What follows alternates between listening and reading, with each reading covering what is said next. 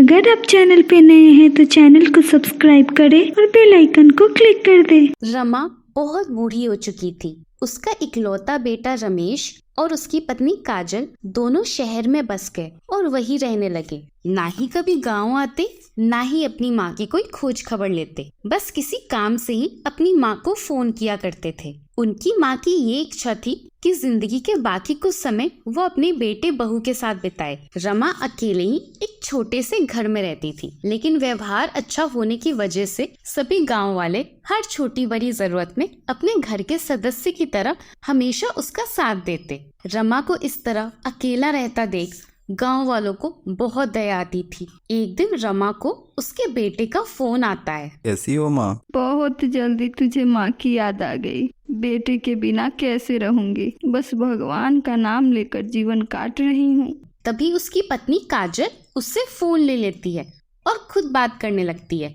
माँ जी, आप चिंता मत करो, अब आपको कोई दिक्कत नहीं होगी। अब हम आपको अपने साथ रखना चाहते हैं ताकि हम दोनों मिलकर आपका अच्छे से ध्यान रख सके। अब आपको एक दिन के लिए भी अकेला नहीं छोड़ेंगे। टिकट बनवा दिया है, 2 दिन बाद आपको यहाँ आना है। पहली बार बहू की प्यार भरी बातें सुनकर भोली भाली रमा खुश हो गई और गांव वालों को बोलने लगी। अब मैं 2 दिन बाद अपने बेटे के पास रहने जा रही हूँ। उसने मुझे अपने पास रहने के लिए बुलाया है। गांव वालों को विश्वास नहीं हो रहा था। सब आश्चर्यचकित थे और खुश भी थे। अगले दिन रमा जाने की तैयारी में होती है। तभी आसपास के कुछ लोगों की भीड़ इकट्ठा हो जाती है। उसी भीड़ में से एक औरत बोलती है, अब तो तुम भी इस गांव को और यहाँ लोगों को भूल जाओगी। बिल्कुल नहीं, अरे मेरा गांव है, मैं कैसे भूल सकती हूँ किसी को। इतना कहकर वो बेटे के पास जाने के लिए निकल गई। वहाँ पहुँचते ही बेटे और बहू को देखकर बहुत खुश हुई। सबने थोड़ी देर बातें की और फिर रमा आराम करने चली गई। इसी तरह समय बीतने लगा। रमा भी घर के कामों में बहू की थोड़ी बहुत मदद कर देती, लेकिन धीरे धीरे उसकी बहू रमा से लगभग सारे काम करवाने लग गई। रमा को इतनी काम करने की आदत नहीं थी और बूढ़ी भी हो गई थी, इसलिए जल्दी थक जाती। एक दिन वो अपने बेटे से बोली, बेटा, मुझसे इतना काम नहीं हो पाता। गांव में कभी इतना काम किया नहीं है। क्या करूँ माँ, अगर काम करने वाली अलग से बुलाया तो बहुत पैसे लेगी। वैसे भी अपने घर का काम है, तुम और काजल मिलकर कर लेती हो। पूरा दिन तो आराम ही करना है, धीरे धीरे आदत भी हो जाएगी। यहाँ रहकर सब सीख जाओगी। अब उसकी माँ भी चुप हो गई और वैसे ही काम करने लगी। बूढ़ी होने के वजह से उसका स्वास्थ्य धीरे धीरे खराब होने लगा। स्वास्थ्य खराब होने की वजह से अब वो काम सही से नहीं कर पाती। कभी कोई बर्तन टूट जाता तो कभी कोई सामान खराब कर देती। एक दिन रमा सारा काम खत्म करके थक हार कर बैठी थी। तभी उसने सुना उसके बहू और बेटे बात कर रहे थे। आए दिन माँ जी कोई ना कोई सामान बर्बाद कर देती है। ऐसे नुकसान करने और मुफ्त की रोटी तोड़ने नहीं बुलाया था। काम करने वाली ज्यादा पैसे ले रही थी, इसलिए बुलाया था ताकि यहीं रहकर मुफ्त में काम कर दे। ये बातें सुनकर रमा के आंखों में आंसू आ गए। वो इसे अपना घर समझकर आई थी, लेकिन बात तो कुछ और ही थी। अब रमा सोचने लगी, अच्छा था मैं गांव में ही ठीक थी, अपनों के बीच थी, अपनापन था। यहाँ तो अपना होकर भी अपनापन नहीं है। अब रमा मन ही मन गांव जाने का मन बना लेती है। एक दिन रमेश और काजल मिलकर एक छोटी सी पार्टी रखते हैं और उस पार्टी में अपनी माँ को वेटर बना देते हैं।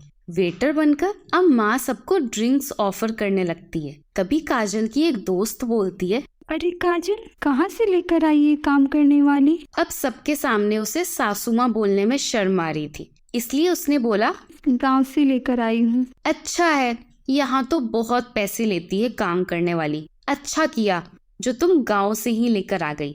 रमा को ये सब सुनकर बहुत दुख हुआ और दुख के कारण रमा से जूस का एक गिलास नीचे गिरकर टूट गया। अब इस बात पर रमेश सबके सामने ही रमा को डांटने लगता है। रमा चुपचाप पार्टी से निकलकर एक कमरे में आ जाती है और रोने लगती है। अब अगले दिन रमा गांव जाने की जिद करने लगती है। रमेश ये बोलकर टाल देता है कि कुछ ही दिनों बाद मैं जाने वाला हूँ, तुम्हें भी लेकर जाऊंगा। उसके बाद बेटा और बहू दोनों शाम तक आऊंगा बोलकर बाहर चले जाते हैं। उसके बाद रमा घर का सारा काम करने लगती है। सारा काम खत्म करके वो जैसे ही गेट पर जाती है तब बेहोश होकर गिर जाती है। उसका पड़ोसी नरेश ये सब देख लेता है और जल्दी से रमा को हॉस्पिटल ले जाता है। जब हॉस्पिटल में रमा अपने इस हालत के जिम्मेदार बहू और बेटे के बारे में नरेश को बताती है, तब नरेश रमा के साथ मिलकर उनको सबक सिखाने की ठान लेता है। अब जैसे ही उसके बेटे और बहू घर पर आते हैं, अपनी माँ को न पाकर डर जाते हैं, लेकिन पास के ही एक पड़ोसी ने उन्हें सारी बातें बता दी। अब ये सुनकर दोनों हॉस्पिटल चले जाते हैं और माँ के सामने बहुत उदास होकर बातें करने लगते हैं। तभी रमा बोलती है, ये दोनों कौन हैं? मैं नहीं पहचानती इनको, आप मेरे बेटे को बुला दो। दोनों आश्चर्य से रमा को देखने लगे और बोला, क्या हो गया माँ? मुझसे नाराज हो तो चलो हम घर पर बैठकर बात कर लेंगे। तभी नरेश वहाँ आ जाता है और बोलता है, क्या हो गया? तुम लोग मेरी माँ को अपनी माँ क्यों बता रहे हो? तभी रमेश बोला, तुम्हें क्या हो गया? ये कब से तुम्हारी माँ हो गई? तभी रमा बोली, बेटा नरेश, तुम आ गए तो घर ले चलो मुझे। पता नहीं कौन है दोनों, कब से रट लगा कर बैठे हैं जैसे मैं ही इनकी माँ है। नरेश तुरंत रमा को अपने घर ले जाता है और बहुत अच्छे से ख्याल रखने लगता है। असल में नरेश की अपनी कोई माँ नहीं, इसलिए रमा को किसी चीज की कमी महसूस नहीं होने देता। उधर रमेश और काजल को समझ नहीं आ रहा था कि ये अचानक क्या हो गया। दोनों इस बात को लेकर आपस में लड़ने लगते हैं। ऐसे ही कुछ समय बीत गया। नरेश को इतनी सेवा करता देख रमेश को अपनी गलती का एहसास होने लगता है। एक दिन वो अपनी माँ से मिलने जाता है और पैर पकड़कर माफी मांगता है। रमा को भी दया आ जाती है और वो दोनों को माफ कर देती है। अब रमा वापस अपने बेटे के पास चली जाती है और नरेश को धन्यवाद बोलती है। अब वो रमेश के साथ साथ नरेश को भी अपने बेटे जैसा स्नेह देने लगती है। अगर आपको वीडियो अच्छा लगा तो वीडियो को लाइक करें और चैनल को सब्सक्राइब कर दें।